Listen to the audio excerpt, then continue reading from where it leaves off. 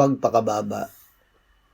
Sapagkat ikaw ay nagpakababa sa harap ng Panginoon, ay dinidig naman kita, sabi ng Panginoon. Ikalawang Hari 22:11. Ang mga hain sa Diyos ay bagbag na espiritu. Ang isang bagbag at nagsisising puso, o Diyos, ay hindi mo hahamakin.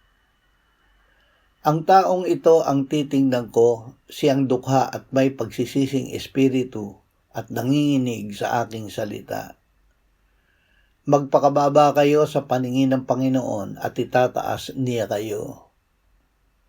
Ama, gawin mo kaming lubos na mapagpakumbaba upang kami ay mamuhay na patay sa sarili at sa kasalanan, ngunit nabubuhay sa iyo sa pamamagitan ni Jesus. Amen.